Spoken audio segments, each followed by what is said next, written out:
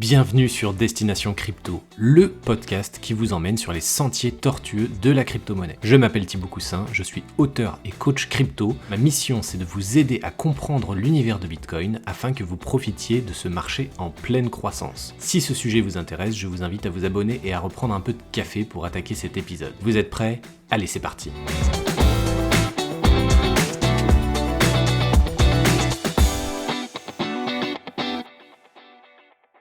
Salut à tous, bienvenue dans ce nouvel épisode de podcast. Aujourd'hui, j'ai la chance d'être avec Kevin Lallemand. Kevin, tu es cofondateur de Middle Stacking, un validateur sur la blockchain MVX, Multiverse X. Tu es aussi donc connaisseur de l'écosystème au sens large. Tu participes à beaucoup d'échanges, beaucoup de discussions sur les réseaux sociaux et au sein des différents builders de l'écosystème. Et tu es aussi, depuis quelques mois, si je ne dis pas de bêtises, développeur sur le projet d'Innovox, un projet que j'affectionne particulièrement. Je suis aussi ambassadeur sur ce projet et on aura peut-être l'occasion d'en parler un petit peu. Alors bonjour Kevin, comment vas-tu ? Bonjour Thibaut, ça va bien. Je suis content d'être là, merci pour l'invitation. C'est un plaisir d'échanger sur des sujets qui nous passionnent de tous les jours. Merci à toi d'avoir accepté mon invitation. Je tenais vraiment à t'inviter, non seulement déjà parce que tu es sympa, je t'ai rencontré lors du X-Day il y a un peu plus d'un an maintenant, je crois. En Donc 2022, oui.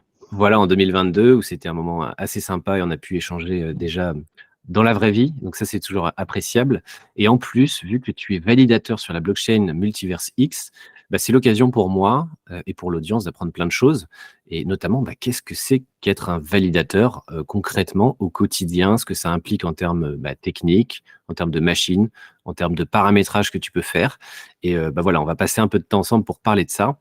Et puis à la fin, on parlera un peu des side projects, notamment peut-être un peu de Dinovox et du jeton Middle que tu as lancé. Voilà.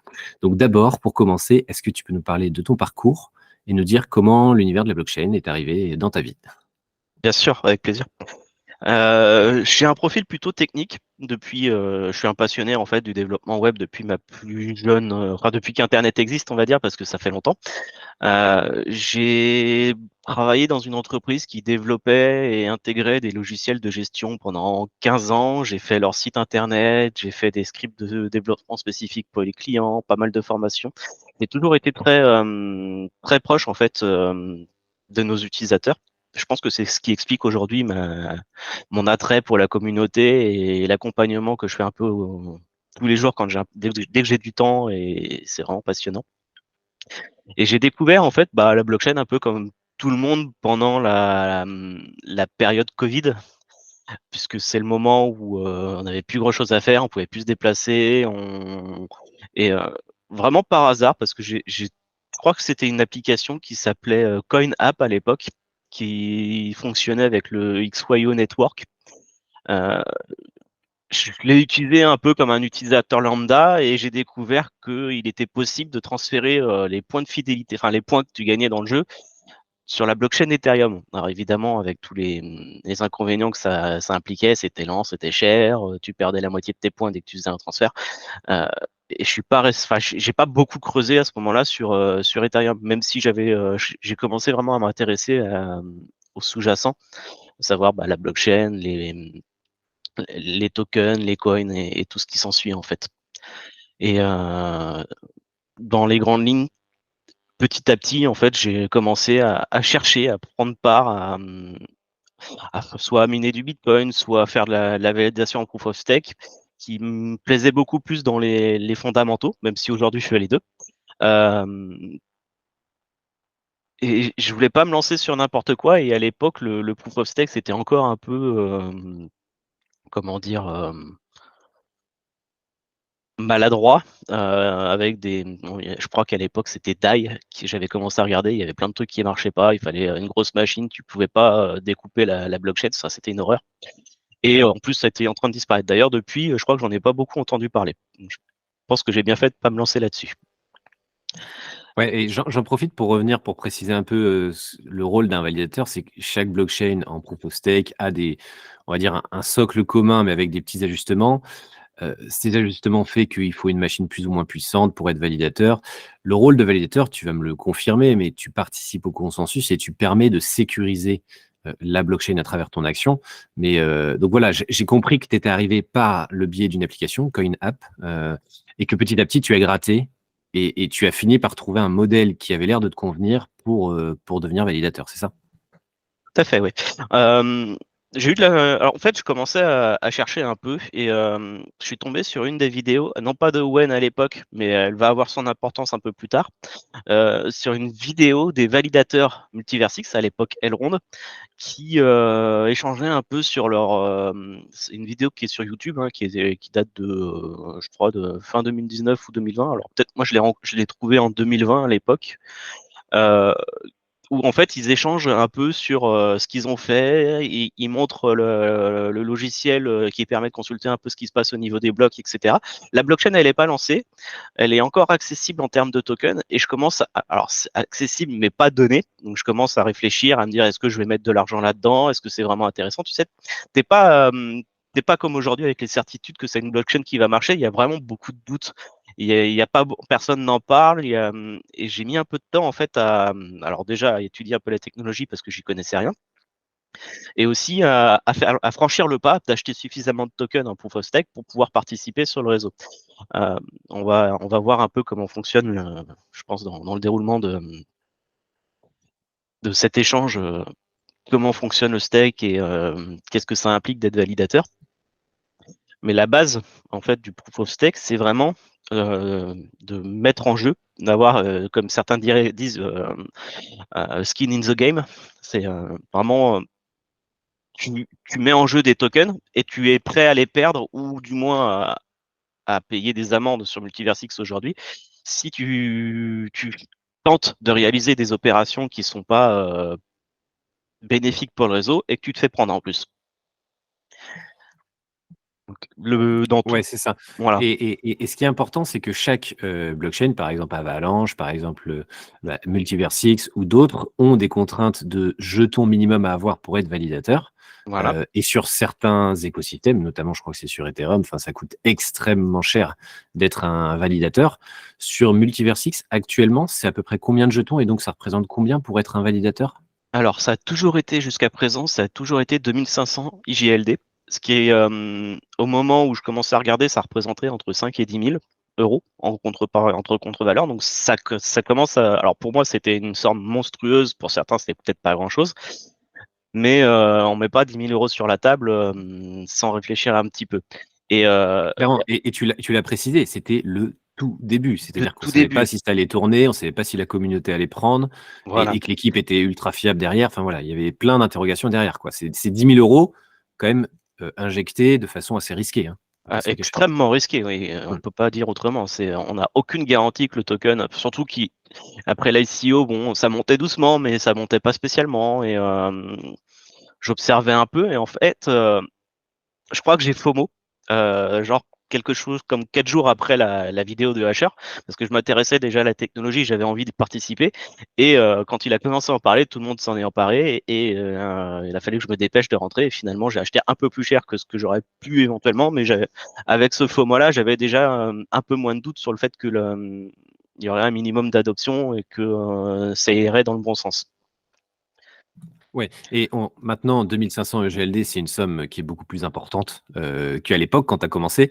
Mhm. Donc, le jeton a pris de la valeur, tant mieux, c'est top. Par contre, pour être validateur, il y a deux contraintes sur Multiversix. Il y a le fait de pouvoir déjà acheter les jetons nécessaires. Donc là, maintenant, c'est plusieurs dizaines de milliers d'euros, je pense. Enfin, j'ai pas Ça fait le calcul. représente aujourd'hui quelque chose comme 125 000 $, oui. Ouais, voilà. Qui Donc, doivent être c'est bloqués, que tu clairement. peux pas toucher, et qui travaillent, hein, qui rapportent un peu d'argent dans le temps, mais c'est vraiment une grosse somme pour prendre part.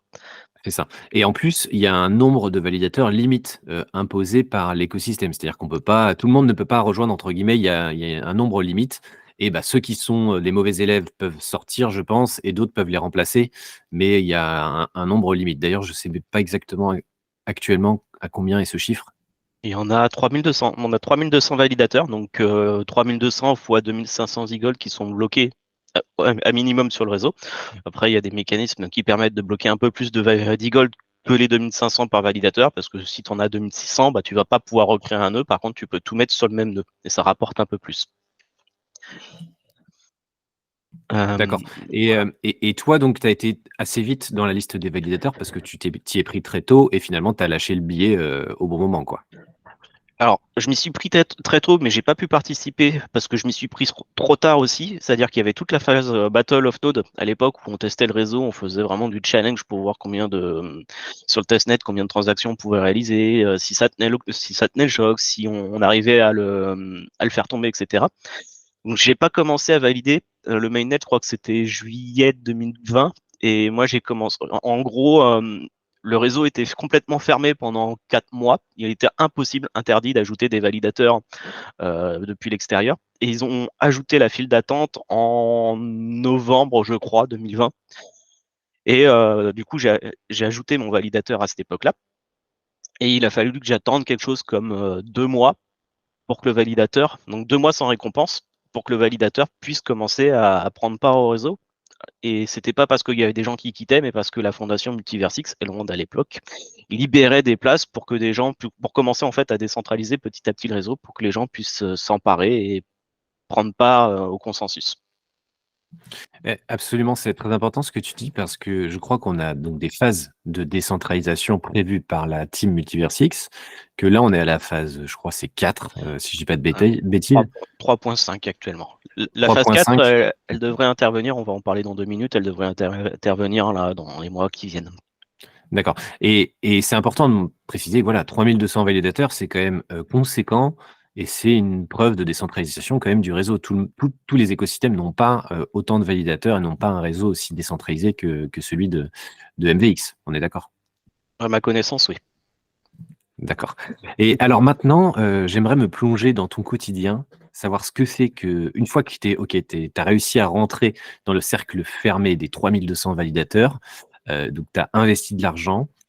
C'est quoi ton quotidien? Qu'est-ce que tu dois gérer? Tout doit être automatisé, point d'interrogation, à chaque fois c'est des questions. Mais tu l'as dit, si tu te comportes mal ou si j'imagine ta machine tombe et que tu es déconnecté pendant un certain temps, tu peux aussi être un mauvais élève, basculer dans les mauvais élèves. Comment est-ce que tu gères ça au quotidien et qu'est-ce que ça implique? Alors déjà, ça implique pas mal de choses.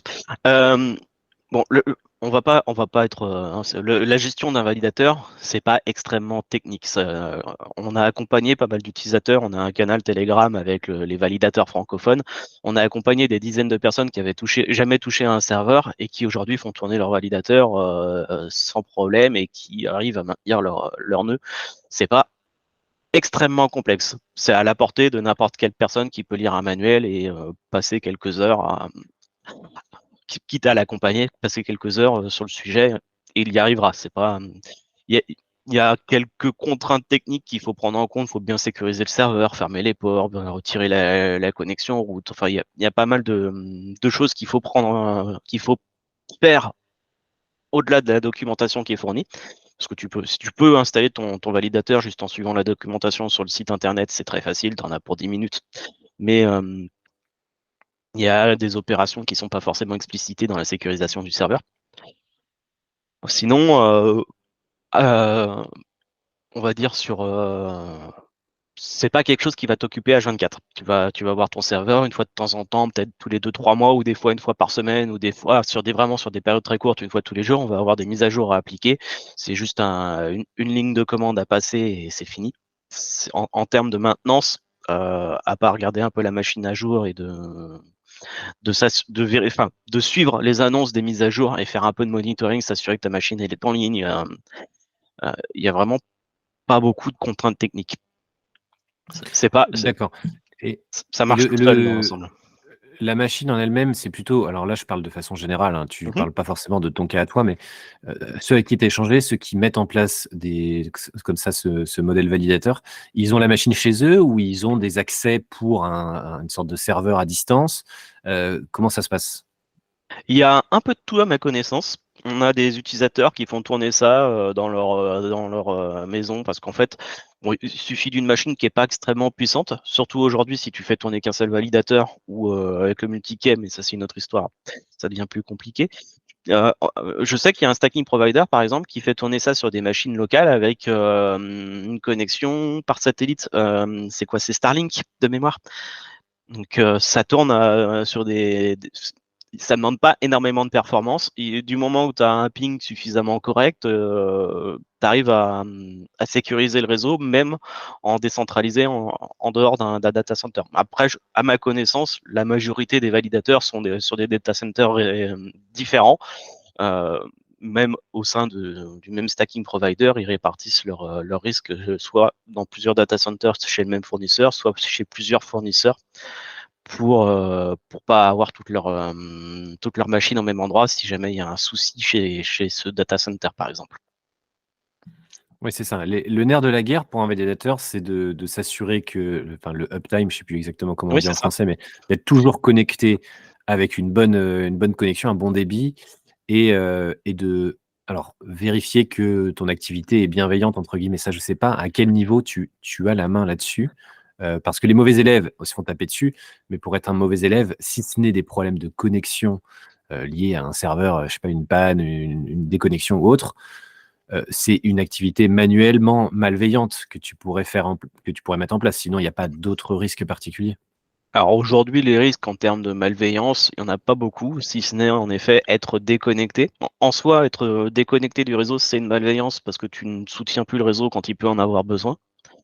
Euh, Avoir une machine qui est un peu surchargée, du coup, si tu n'as plus assez de RAM ou de CPU pour suivre un peu ce qui se passe, bah, tu vas être en retard et du coup, tu vas ralentir potentiellement le réseau et tu vas aussi perdre des points. On a une fiche de notation et chaque validateur a un nombre de points à respecter pour pouvoir prendre part au réseau. Sinon, il sera mis de côté, en prison, et il devra payer une amende pour sortir. C'est de l'ordre de 2,5 e-gold. Aujourd'hui, ça représente quelques centaines de dollars pour prendre part à la validation. Euh, il y a aussi éventuellement si on a une clé privée par validateur et si ta clé privée elle valide plusieurs fois la même instance, si par exemple moi je fais tourner et quelqu'un d'autre fait tourner avec la même clé privée ailleurs, il va y avoir des anomalies sur le réseau et ce sera aussi punitif. Dans la V4 du staking qui arrive prochainement, on aura aussi potentiellement ce qu'on appelle des fishermen, ça viendra des observateurs. Donc en gros, ils vont surveiller un peu les validateurs. Et si un validateur tente de soumettre une transaction, par exemple avec une signature incorrecte d'un utilisateur, ou le fait qu'il n'y ait pas de fonds, ou vraiment une opération qui devrait techniquement pas être possible parce que tu peux pas transférer quelque chose que tu n'as pas, si le validateur tente de signer quelque chose, il pourra être puni parce il aura proposé une transaction qui n'est pas valide en fait. Mais en termes de punition aujourd'hui, il n'y a pas grand chose si ce n'est qu'il faut rester en ligne. D'accord et des punitions comme ça, vous pouvez assister enfin, on peut voir, nous, qui a été puni, combien de fois et ce genre de choses ou c'est complètement opaque et c'est eux qui gèrent? Alors, on peut voir alors pas forcément, il y a pas voir l'historique de qui a été puni. Je crois pas que ce soit affiché sur l'Explorer. Par contre, sur l'Explorer, on a la liste de tous les validateurs, les 3200 validateurs, et chaque validateur, sa note publique est affichée entre 0 et 100. Et en gros, si tu changes d'époque avec une note inférieure à 10, c'est à ce moment-là que tu finis en prison. Et tu peux voir du coup aussi les validateurs qui sont jail, mis en prison, et qui ne rapportent plus rien. C'est-à-dire que si tu vas sur un stacking provider où tous ces validateurs sont en prison, tu auras beau déléguer des eagles chez lui, tu ne toucheras plus aucune récompense. Donc il faut un minimum que le validateur s'occupe de ses nœuds, suive les mises à jour, s'occupe de sa machine. C'est très important pour son activité. Surtout si derrière il y a des frais comme les serveurs, il faut les payer. Et voilà, dans les grandes lignes. OK et toi, tu as jamais eu trop de problèmes à ce niveau-là? Ta note, elle est optimale? J'ai eu quelques ratés, comme tout le monde, ce qu'on appelle des leader failures. C'est-à-dire le leader failure, c'est quand c'est à mon validateur de proposer un bloc.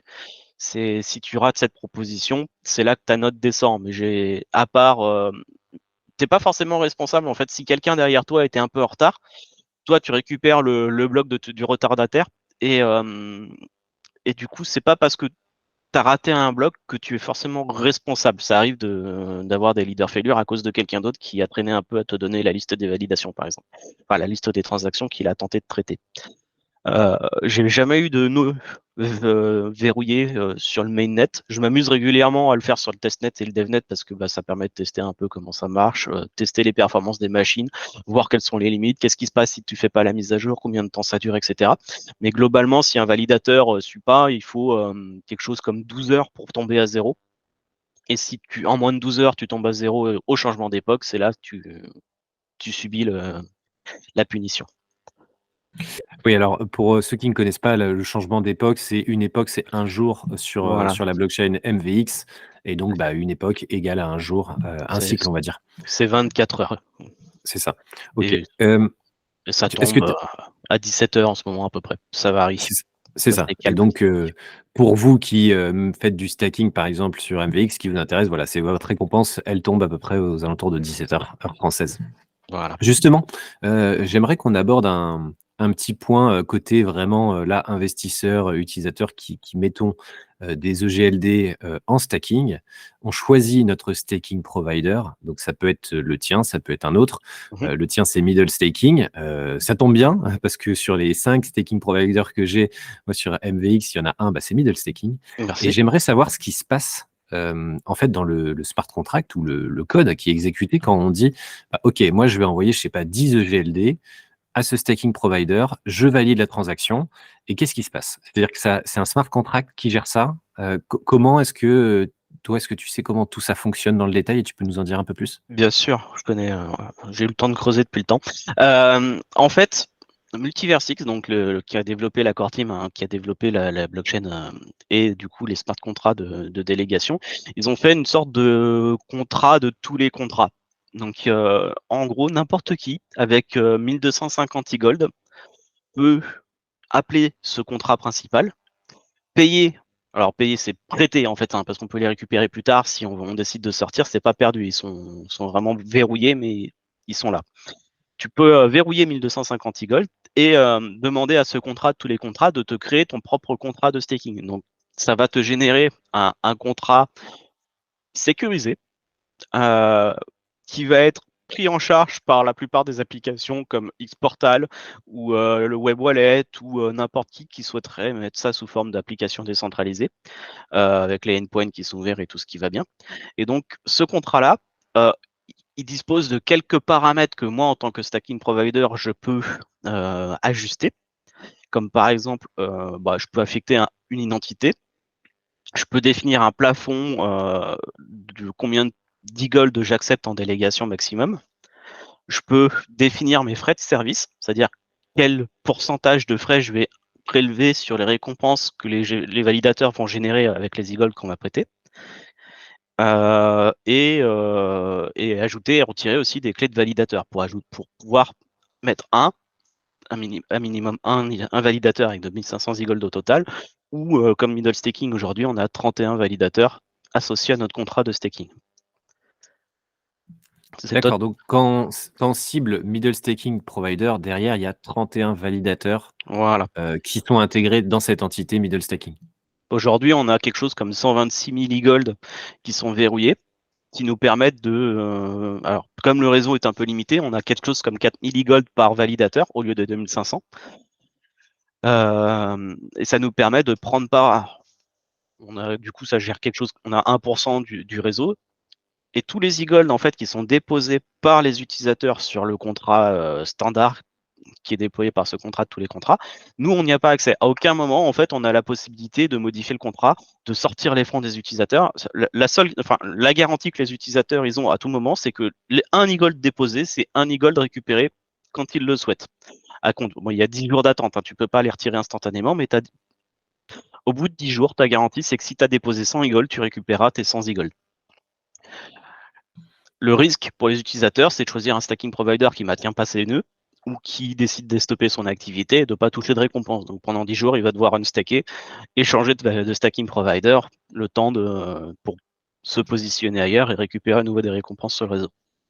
Oui, le risque, c'est de perdre en rentabilité à travers le stacking plutôt que de perdre le capital injecté initialement, quoi. Voilà, on ne perd pas le capital, on perd juste potentiellement de la rentabilité, surtout si tu choisis un stack. Enfin, si d'aventure ton stacking provider venait à ne pas gérer ses nœuds, peut-être que tu n'es pas H24 derrière ton écran à surveiller si tu as quelques récompenses qui ont été déposées sur ton LED. Donc des fois, il y a des utilisateurs qui, 2-3 mois plus tard, se rendent compte qu'ils n'ont pas touché de récompense, que ça n'a pas bougé. Et ça arrive, parce qu'on a déjà eu des cas de validateurs qui avaient quitté le réseau par leur fait ou par des malencontreux événements, on va dire. mais ça arrive. Ça y est, je crois que j'en connais 2 là, j'en ai 2 en tête, mais après peut-être qu'on ne sait pas tout non plus. D'accord et quelque chose qui est important de préciser aussi, donc tu l'as dit, hein, il y a un master smart contract qui permet de définir toi ton smart contract qui va bien avec les frais que tu veux mettre, les limites en termes de GLD, que tu autorises à déléguer et cetera. Ce qu'il est important de savoir, c'est qu'il y a 3 200 validateurs. Tous n'ont pas la même puissance, hein, au sein du réseau.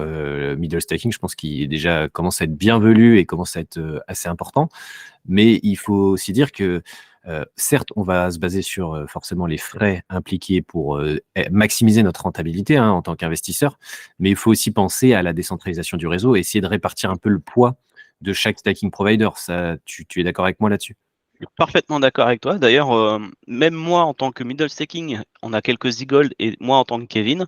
Alors, Kevin, c'est plus compliqué, mais je stack mes Z-Gold aussi chez d'autres validateurs qui sont plus petits que middle staking pour leur donner un peu d'aide. On a quelques Z-Gold à gauche à droite. Alors, c'est pas non plus des milliers parce que le gros de nos Z-Gold en fait sont aux utilisateurs, ils nous appartiennent pas. Mais on essaye de participer et de soutenir aussi les plus petits stacking providers. Parce que s'ils ont juste. Ils peuvent avoir des nœuds solitaires et dans ce cas-là, on ne peut pas participer sur leur validateur. Mais en tout cas, moi, je considère que décentraliser, mettre un peu à gauche, à droite, c'est mieux que de tout mettre chez le plus gros stacking provider parce qu'en plus, ça ne sera pas plus rentable pour l'utilisateur et ça participe pas à la décentralisation du réseau qui est extrêmement importante, tout à fait. Voilà, donc c'était important de le préciser. Merci pour ce que tu as pu rajouter. On va parler maintenant un peu de ton jeton Middle. Alors j'ai très peu d'infos dessus, c'est-à-dire que j'ai pas fait beaucoup de recherches, C'est pas grave. mea culpa.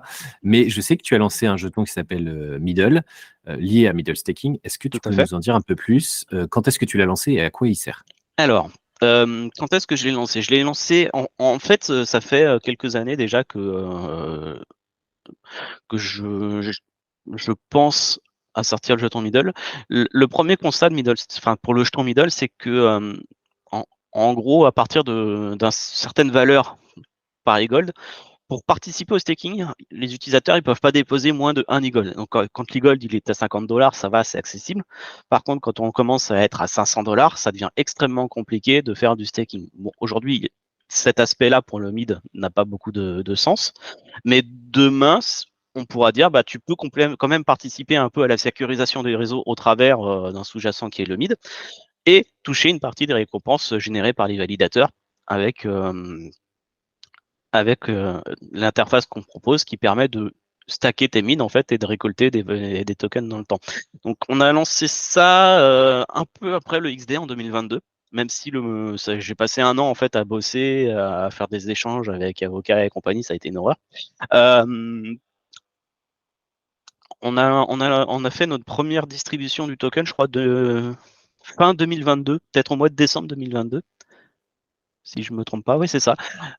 Et en gros, il n'y a pas d'ICO, il n'y a pas de vente, il n'y a pas de vente au marché, pas de seed, etc. Tous les mids sont distribués aux utilisateurs qui viennent stacker des e-gold sur notre contrat de staking. Donc en gros, si un utilisateur a déposé quelques e-gold sur le contrat de staking de middle staking, nous on fait les comptes, on regarde combien de récompenses il a généré dans la durée et on a en quelque sorte une enveloppe à distribuer à la fin de l'année. Et au prorata de sa participation, il va toucher quelques mids en contrepartie de sa participation. Donc évidemment, les plus gros vont recevoir plus de tokens, mais les connaissants, la plupart du temps, c'est les premiers à les vendre. Donc au final, au prix actuel, c'est pas très intéressant pour être honnête. Ça, c'est une autre histoire. Mais vraiment, c'est un token qui est là d'abord pour récompenser un peu nos utilisateurs et aussi pour pouvoir faire du staking sans avoir un e-gold complet, tout en ajoutant aussi plusieurs fonctionnalités, parce qu'au fil de l'année, là, de cette année de 2023, on a développé quelques fonctionnalités qui permettent à n'importe quel projet ou même pour des cas de partenariat de faire une solution de staking token contre token en un clic. Je prends n'importe quel token de mon choix, je vais dire ce token, je peux le distribuer à d'autres utilisateurs qui vont stacker un autre token ou le même token d'ailleurs. Donc c'est vraiment une solution de staking simplifiée Alors évidemment, les gros projets qui ont des sous, qui vont développer leur propre application, ils n'ont aucun intérêt à l'utiliser. Par contre, dans le cas de petits partenariats ou d'utilisateurs qui s'amusent un peu avec la blockchain et qui font des trucs, qui veulent un contrat de staking, pour eux, je pense que c'est l'idéal. D'accord, donc en fait, il y a pas mal de petites choses à voir à travers ce jeton. Moi qui suis, en train de faire du staking avec mes EGLD sur, le staking provider Middle Staking, ça veut dire que techniquement, je suis censé recevoir des middle, de façon ponctuelle, c'est-à-dire que vous faites la distribution à certains moments, ponctuels. J'ai pas trop fait attention si j'en avais reçu, honnêtement. Peut-être que j'en ai reçu, peut-être que, ça se déclenche après manuellement. Mais techniquement, ça veut dire que moi, je suis censé avoir des middle sur mon wallet, c'est ça? Alors si tu as participé en 2022, en gros, on fait le compte à la fin de l'année, on attend une année pour distribuer, donc ça prend du temps. Mais on a déjà fait 2 distributions. Donc pour les utilisateurs qui étaient là depuis le départ, ils ont déjà touché leur première allocation. Et pour les utilisateurs qui participaient sur l'année 2022, ils ont aussi reçu leur part. Et donc là, ceux qui ont fait du stacking en 2023, ils vont recevoir normalement les mid fin de l'année 2024. Ça prend un peu de temps. Mais OK. ils n'ont rien à faire en fait. S'ils ont participé, s'ils ont généré quelques récompenses, c'est nous qui les distribuons automatiquement en faisant le calcul de tout ce qu'ils ont généré comme récompense.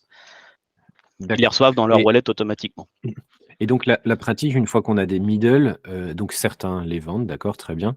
D'autres les mettent en staking pour obtenir, d'autres jetons en récompense. C'est quoi comme token que tu reçois en staking? Alors ça dépend un peu des parts. Alors déjà, tu peux recevoir du mid, hein, parce que c'est la base. Mais on a aussi soit des partenariats, soit quelques incentives. Donc aujourd'hui, on a un partenariat avec Globiz. Et Globiz, ils ont fourni quelques tokens que les utilisateurs, par rapport à en fait, on calcule la paire fournie en fonction de la valeur du mid et la valeur du bi. Et aujourd'hui, tu peux avoir 21% d'APR sur le bi en stackant du mid. Demain, OK. ça Le va BI, dépendre. c'est le token de Globiz. Ouais, pour ceux Exactement. qui Voilà. connaissent pas et qui fait de la tokenisation, location, vacances. Enfin bon, je vous inviterai, peut-être que je mettrai le lien en description de l'épisode, mais Oui. il y en aura déjà bien assez avec ce que Kevin nous raconte. OK, donc du coup, il y a des petits partenariats qui se font C'est des petits en sein partenariats. des builders de l'écosystème qui peuvent donner des avantages à avoir du mid et de toute façon, ils tombent, on va dire, de façon, Le mid automatique. se tombe tout seul. Par contre, si tu veux profiter des récompenses qu'on met à disposition au travers soit des partenariats, soit des modèles économiques qu'on applique, parce qu'on a aussi un petit swap. Donc, à chaque fois que quelqu'un fait un swap dans notre pool, on a quelques récompenses qui sont générées. Il faut participer. Après, cette application-là, elle va pas te rendre riche, hein. Elle va te permettre de gagner peut-être 1 euro par jour, ou c'est pas l'objectif. L'objectif, c'est de permettre quelques partenariats, de proposer une solution de staking vraiment clé en main pour les utilisateurs qui jouent qui jouent entre guillemets avec la blockchain, mais qui n'ont pas forcément les moyens de se développer une application de staking, mais qui veulent quand même faire des trucs avec leurs tokens et qui ont besoin d'une base d'utilisation comme ça en fait. D'accord. Eh ben, écoute, j'irai jeter un œil, parce que voilà, j'aurais peut-être des middle. En tout cas, tu m'en avais envoyé la dernière fois. Normalement, oui. Donc normalement, j'en ai, donc je pourrais tester. En tout cas, merci d'avoir, parlé un peu de tout ça. J'ai une question qui me revient concernant le validateur, le staking Ouais. provider. Quand Multiversix déploie une mise à jour, ça arrive souvent sur les réseaux, ils communiquent en disant: «Bah, voilà, il y a la nouvelle version qui sort». Qu'est-ce que ça implique pour vous? C'est-à-dire que vous allez la récupérer, sur un GitHub ou je ne sais où et vous allez ensuite l'intégrer sur votre serveur, enfin sur la machine sur laquelle vous avez votre nœud, c'est ça? Alors, c'est à peu près ça. Bon, techniquement parlant, il y a un script qui va vérifier les mises à jour de GitHub. On pourrait surveiller d'ailleurs les versions de GitHub et déclencher le script automatiquement, mais il y en a peu qui font ça parce qu'on préfère garder la main et choisir quand est-ce qu'on va faire nos mises à jour. Parce qu'il peut arriver exceptionnellement, moi j'ai déjà vu que en fait, tu déclenches le script et finalement, soit la mise à jour s'applique pas parce qu'il n'a pas réussi à récupérer le dépôt, soit pour une raison X ou Y, il y a eu un problème au moment de la compilation du code du validateur. Et dans ce cas-là, le nœud se relance pas. Donc c'est mieux de le faire, même si c'est vraiment extrêmement rare, hein. Ça devait m'arriver une fois en 3 ans sur un seul validateur, mais c'est le cas où on préfère éviter. Donc, mais sinon, globalement, hein, tout est automatisé. Il y a juste une ligne de commande à passer et ça va chercher le code sur GitHub, ça rebuild, ça relance. Enfin, ça s'exécute plus ou moins tout seul. Par contre, faut être disponible. Enfin, faut surveiller soit le canal des validateurs sur Telegram, soit suivre un peu sur Twitter, soit espérer que si tu rates l'information, que les copains qui ont aussi accès aux versions de tes nœuds, qui peuvent voir si tu as fait la mise à jour, te préviennent que là, il y a eu un problème et il faut faire une mise à jour rapidement. Ça arrive qu'au milieu de la nuit, on nous dise vite, il faut déployer une mise à jour. D'accord. Et donc, il y a un canal où, entre validateurs, vous pouvez échanger et Voilà. après, il y a des liens qui se font entre validateurs sur l'écosystème. Mais d'accord, il y a quand même des canaux privilégiés pour parler de ça. Il y a un Telegram anglais, donc c'est le Telegram officiel pour les validateurs, et on a aussi, avec Poussette, que tu connais sûrement, un canal Telegram francophone où à tout moment, en fait, si les gens préfèrent parler français, nous on les accompagne, on répond aux questions, on les aide, ou on les prévient qu'il y a des mises à jour. On fait un peu la même chose que sur le canal officiel, mais pour les Français. D'accord. Enfin, pour ceux qui parlent Ok. plutôt français que anglais. D'accord. Et effectivement, on fait un coucou à Poussette qui, à l'époque, il y a quelques mois, m'avait bien aidé pour l'écriture de mon livre sur Elrond, Bien qui sûr. va être bientôt mis à jour pour Multiversix parce il y a besoin d'un bon coup de nouveautés là. Il y a pas mal de choses qui se sont passées entre-temps. Donc ouais, ok, merci pour ces précisions. On va aborder un dernier sujet qui est ton action sur Dinovox, un projet que moi j'apprécie, que j'invite à toute l'audience à découvrir parce que il y a des belles valeurs derrière ce projet. Il y a une équipe de folie. Bon, je suis peut-être pas très objectif parce que tu es en face de moi, mais j'adore l'équipe, j'adore l'ambiance, j'adore les valeurs, j'adore le visuel. C'est du voxel avec des dinosaures. Enfin voilà, il y a toute une atmosphère. Est-ce que tu peux nous dire, bah voilà, tu as rejoint la team, est-ce que tu peux nous dire ce que tu fais dans les grandes lignes pour Dinovox? Alors, déjà, je tiens à dire que si j'ai rejoint la team, c'est parce que j'ai la même vision que toi. J'adore le projet, j'adore l'équipe, j'adore ce qu'ils font. Ils n'ont pas forcément qu'une collection de NFT comme la plupart des collections. Il y a vraiment plein de choses en fait.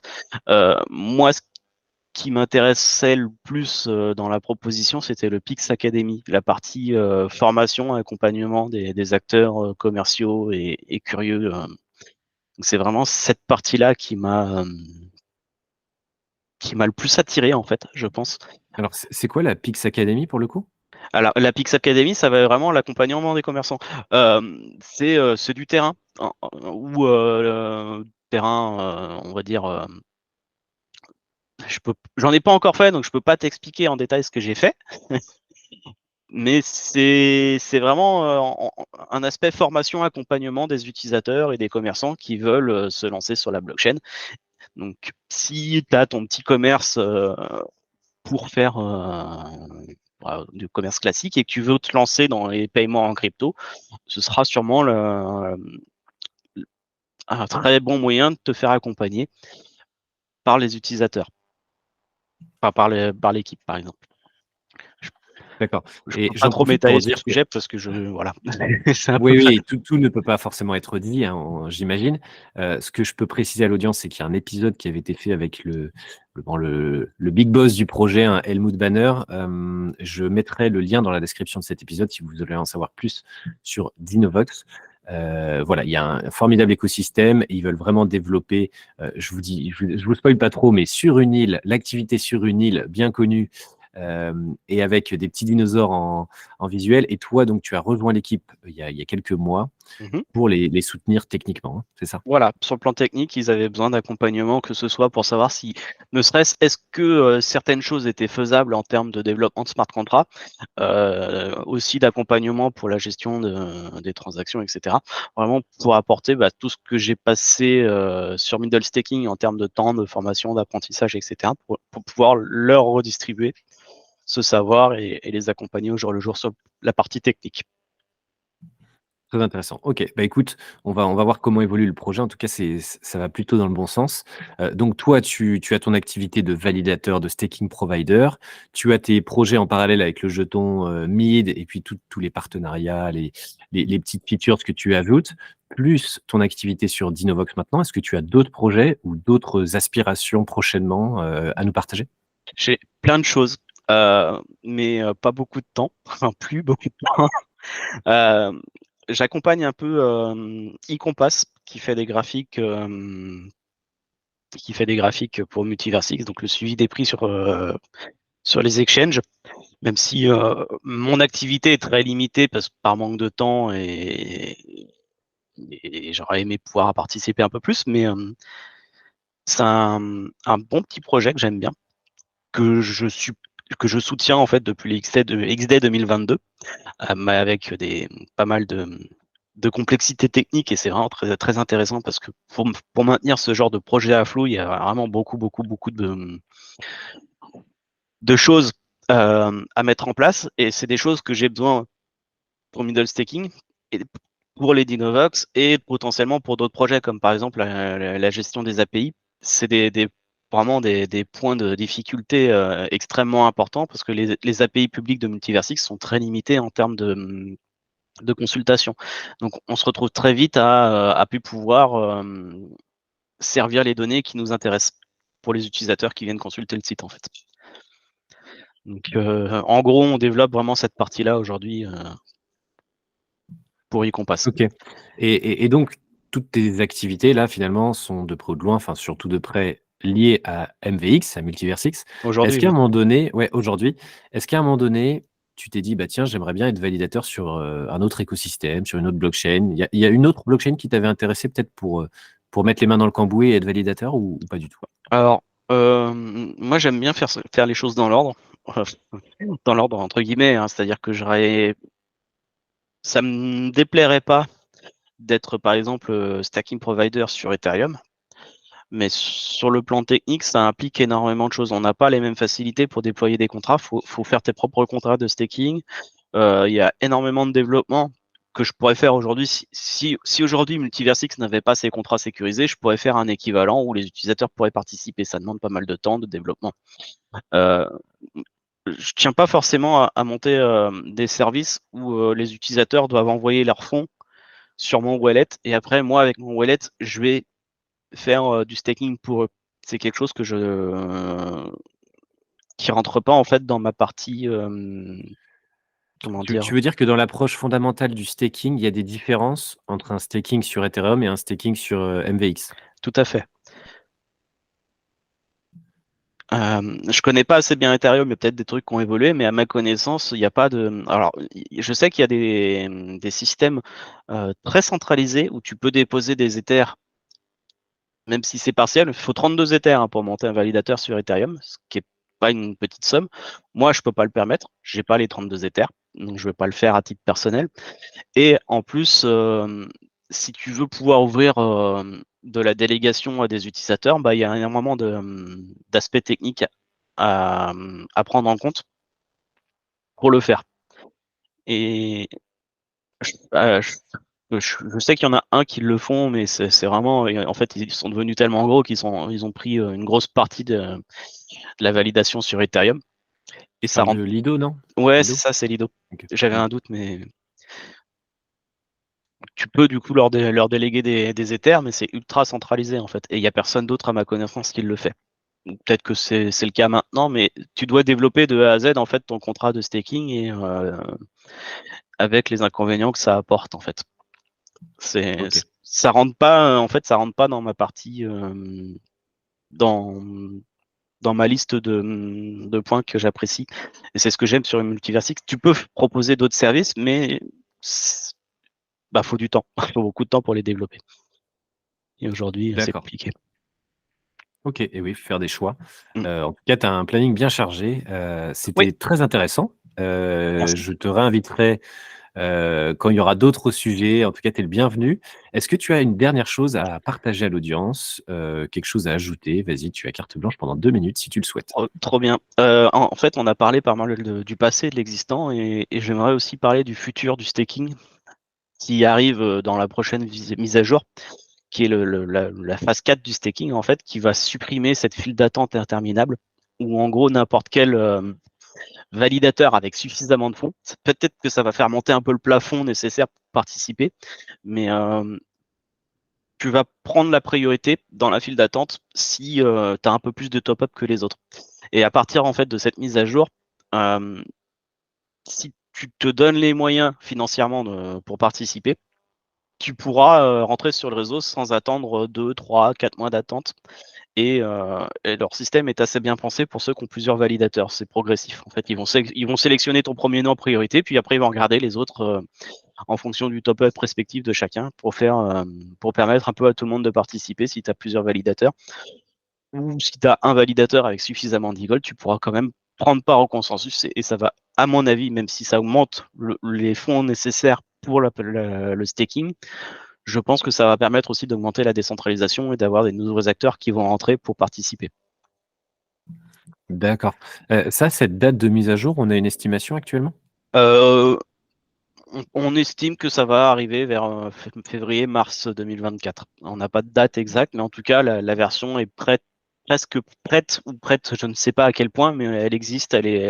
En fait, ils ont découpé leurs différentes versions en plusieurs mises à jour, et donc normalement, c'est la prochaine mise à jour qui va être appliquée. D'accord, très intéressant. Donc ça va augmenter la décentralisation, ça va augmenter le nombre de validateurs et effectivement, il y a quand même un regard jeté par la team du coup sur qui passe ou qui ne passe pas, mais en gros, ça va ouvrir un peu plus les portes, c'est ça? Il n'y a même plus de regard en fait. Ça va dépendre du plafond que tu vas mettre dans ton nœud, mais comme tu peux pas avoir plus de. Je pense que ça va faire passer le plafond à 3 ou 3500 e-gold par validateur au lieu de 2005. Donc le validateur solitaire, il aura peut-être un peu plus de difficultés. S'il a vendu, en fait, s'il est là depuis le départ et qu'il a un peu recomposé ses intérêts, les 3005, il les a sans problème. Par contre, si depuis un an, il ne fait que vendre ses récompenses, évidemment, il aura peut-être un peu plus de mal à rester actif.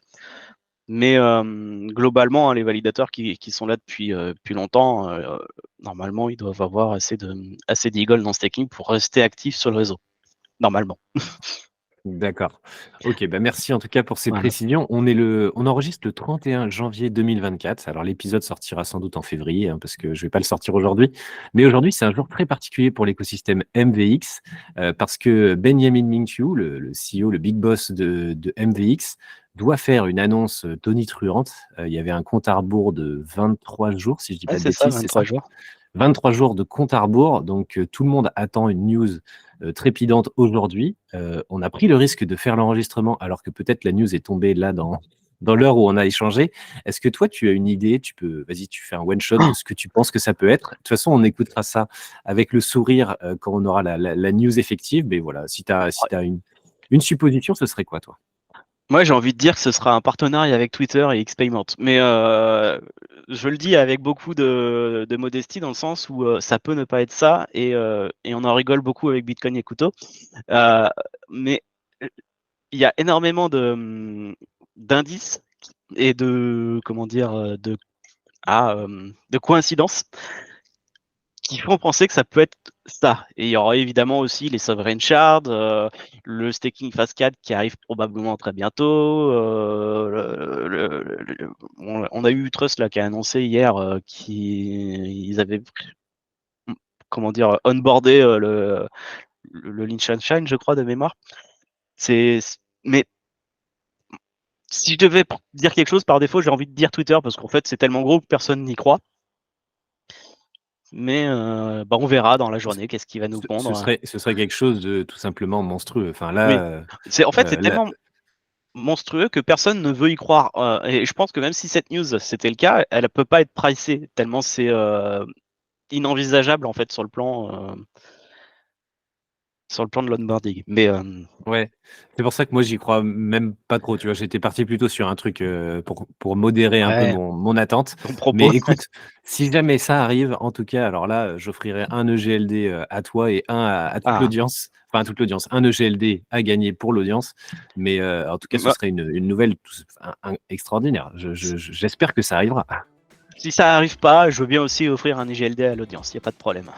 Ah, bah, tout ça, tout le monde est gagnant, ce serait super. Mais je pense qu'il y a plus de probabilités que ce soit toi qui offre le GLD que moi. C'est pas grave. On verra. Au moins, Mais ça en tout sera cas, pour la merci pour ça, déjà, c'est super cool. Et puis, merci pour toutes les informations. Moi, je trouve ça très précieux d'avoir un retour de quelqu'un comme toi qui met les mains dans le cambouis, qui est validateur, qui connaît bien l'écosystème, les smart contracts, et ça amène beaucoup de valeur à l'échange. Donc, merci à toi, et j'hésiterai pas à te réinviter si il faut le faire parce qu'il y a des nouveautés ou s'il y a un sujet que tu veux nous partager. Salut à toi. Salut à Bonne tous. journée.